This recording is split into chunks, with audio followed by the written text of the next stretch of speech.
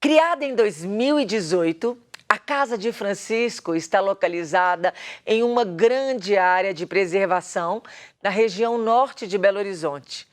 Além de ser um local de aprendizado sobre preservação ambiental, também é um espaço de grande beleza arquitetônica.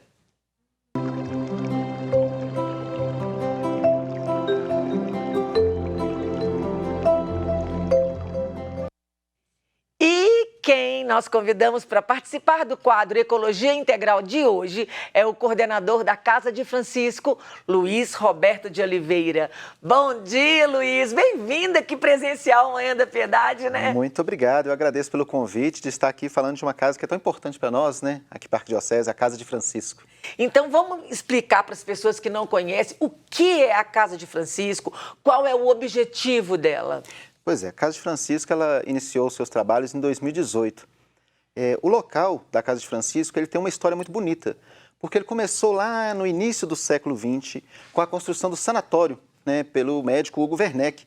Então ele fez um local porque ele tinha a tuberculose, ele buscou se tratar e é um local de cura, um local que tem uma função social sempre de cuidar. Depois se tornou asilo, né, com o encerramento da atividade, né, Novo Amor pediu que nós dessemos uma função para aquele lugar, numa área tão bonita. E aí a gente criou a Casa de Francisco.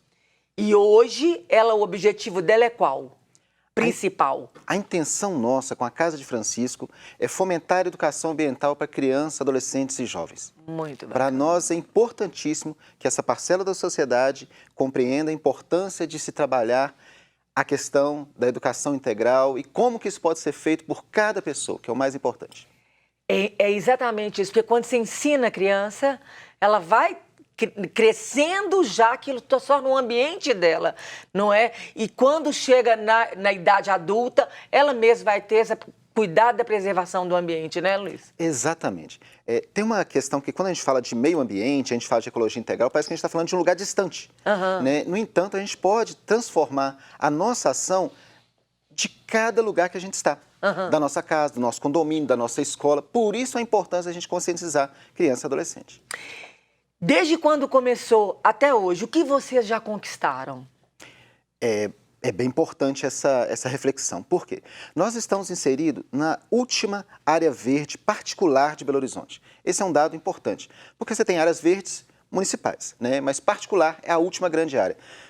Em termos de noção, que nós mineiros gostamos de saber espaço, né? A Mata do Isidoro, ela corresponde hoje a 10 quilômetros quadrados.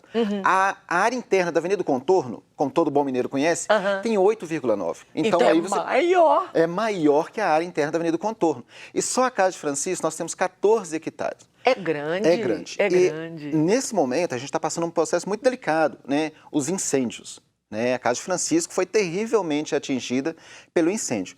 Daí a importância de você conscientizar a parcela importante, que é criança e adolescente, porque você também fala de uma questão socioambiental. Socioambiental porque você fala de políticas públicas.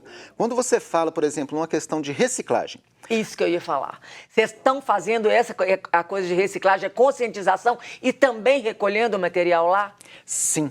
Isso para nós é muito caro. Por quê? Quando a criança chega, a gente tem sempre aquela ideia que o reciclável é alguma coisa que eu posso passar para alguém, mas é muito romantizado.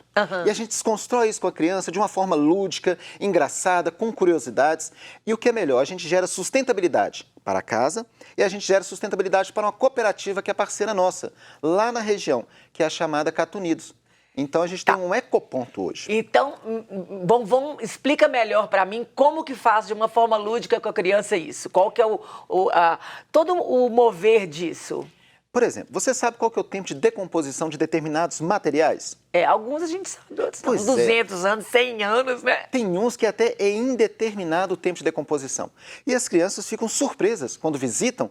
Gente, mas o chiclete demora X anos, um papelão então é rápido. Mas e se eu encaminhar ele para uma cooperativa, eu não vou estar contribuindo para a poluição e, ao mesmo tempo, eu vou estar gerando renda para famílias. Isso é sustentabilidade do meio ambiente e sustentabilidade social, que é tão importante também. Entendi. Aí você falou que vocês têm os ecopontos. Isso. A parceria com a Cata Unidos nos possibilita ter um ponto de coleta. Um ponto de coleta temos na Casa de Francisco, nós já temos também na unidade do Projeto Providência Taquaril. Então a gente coleta todos os materiais que têm potencial para reciclagem. Vai de vidro, papel, papelão e eles recolhem na unidade sem nenhum custo para nós. Luiz Roberto, para as pessoas que fazem reciclagem, é importante alguns pontos, por exemplo, o plástico que vem com o alimento, ele precisa estar limpo, as pessoas mandam as coisas sujas. Como que funciona isso? Para nós lá, para a gente fazer a reciclagem, nós colocamos tudo dentro desse ponto, né? Não é necessário para a cooperativa que a gente faça a separação, mas é interessante que o material venha limpo, porque são pessoas que vão manipular esse material, claro. E aí a gente também tem que evitar a questão da contaminação. Mas o que é mais interessante é a reação que a gente provoca nos visitantes da Casa de Francisco, ao ponto que eles veem e falam assim, gente, então eu posso na minha casa separar esse material, porque, veja bem, quando a gente fala de ecologia integral, a gente está falando de políticas públicas. Porque quando você tem um saneamento, que ele já é básico, o nome já diz, né? Se ele é básico e acessa e a família não tem acesso, esse lixo fica posto de qualquer maneira. Então, ali numa chuva, ele pode carrear o vidro, que possivelmente pode ter sido a fagulha que começou o incêndio na Casa de Francisco. Com certeza. Porque ele fica exposto ao sol e a gente sabe a historinha que depois pode gerar o fogo. Então, se você trabalha a reciclagem, você também está trabalhando para garantir que aquela pessoa tenha consciência que uma política pública também deve ser de acesso a ela. Isso é muito importante, Luiz Roberto, porque eu falo, lá na minha casa, meus filhos têm 24 anos.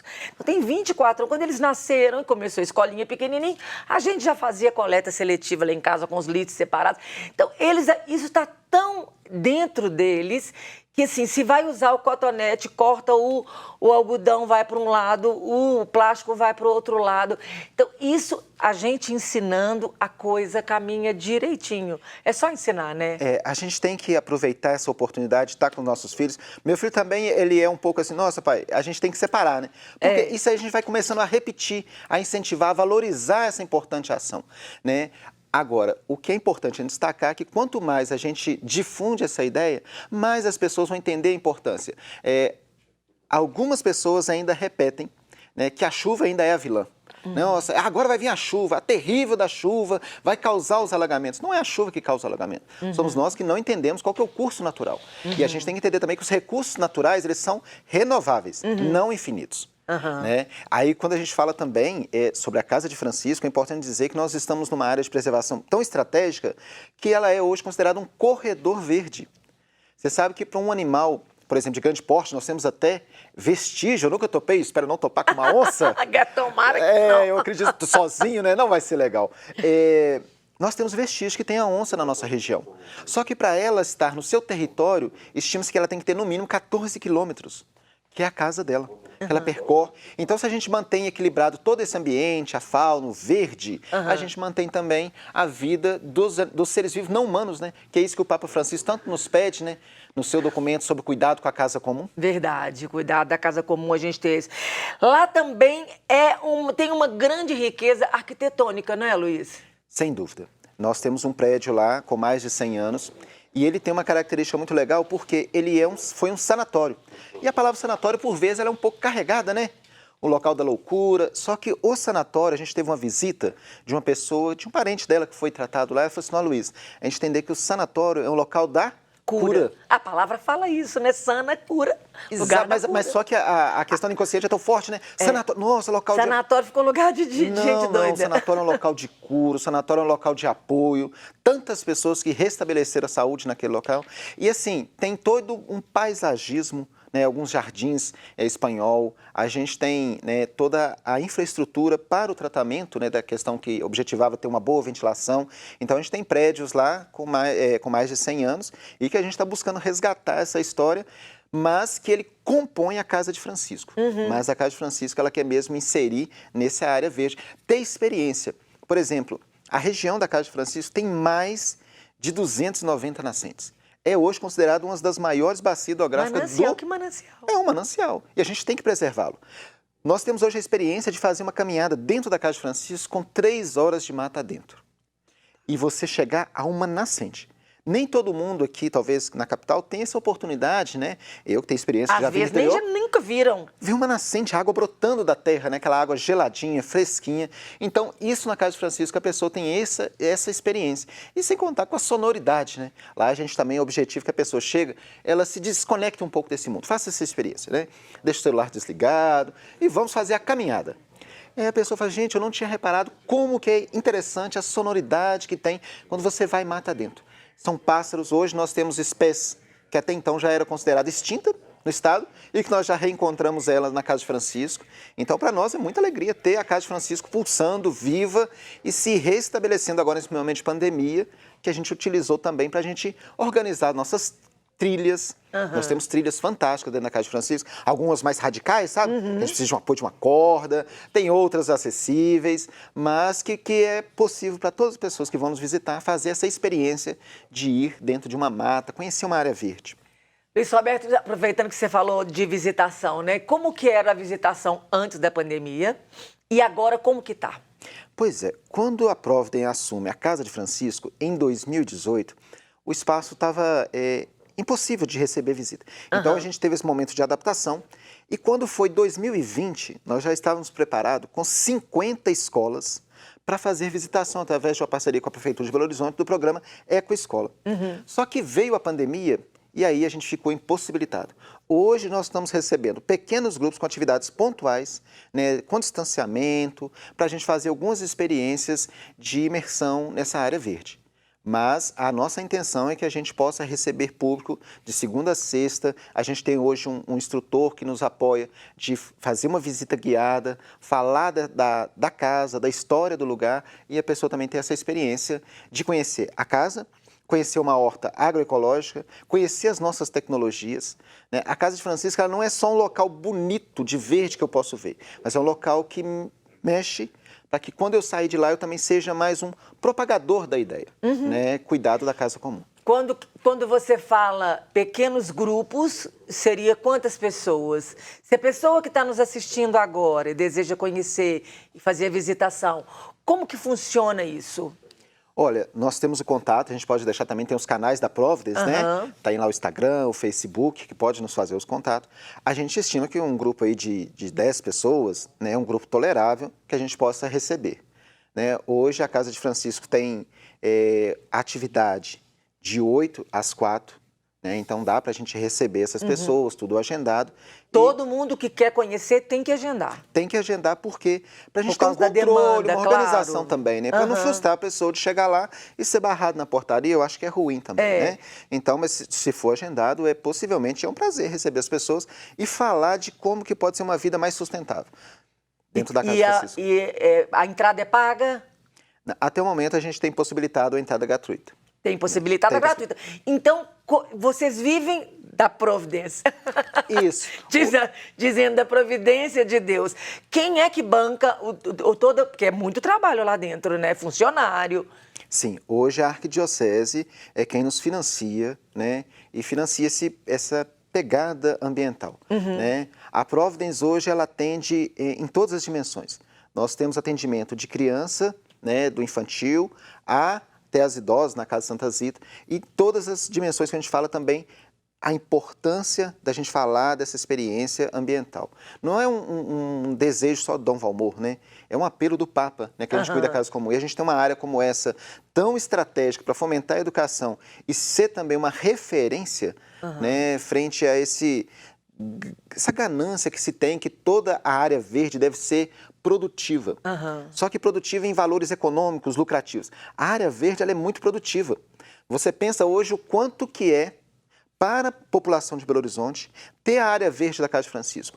O que equivale isso em ar puro que nós disponibilizamos?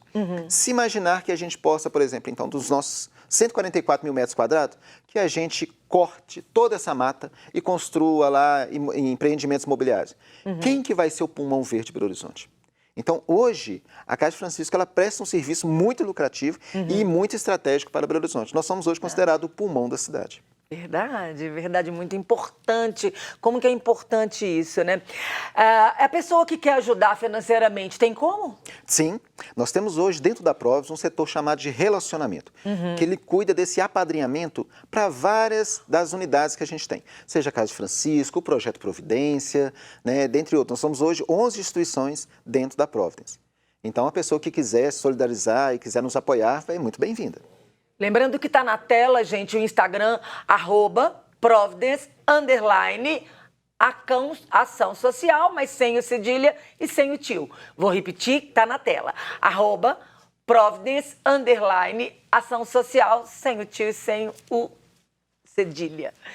Luiz Roberto, de tudo que a gente conversou, tem alguma coisa que você gostaria de deixar registrado ou que a gente não tenha falado? Olha, a Casa de Francisco, ela é pauta para muito assunto, né? Graças a Deus. Graças a Deus. Nesse tempo que a gente já buscou o nosso trabalho, que a gente lançou o projeto, nós já tivemos alguns atores estratégicos muito importantes, né? O maior ator que é mais importante para nós é quem nos visita e que sai de lá modificado, né, tocado para a importância da ecologia integral. Mas hoje nós temos atores importantes também para a questão da pesquisa, fazer o nosso inventário, né, ambiental. O que nós temos de fauna, né, de flora. Então, a UFMG hoje é um parceiro nosso. A PUC, né, a universidade também, ela chega hoje com os estagiários e tem crescido também esse apoio. Para nós é muito importante a gente resguardar e resgatar a história de um lugar que sempre foi lugar de cura, de cuidado, né, desde a época do sanatório até hoje a Casa de Francisco. Então, esses detalhes são mínimos, né?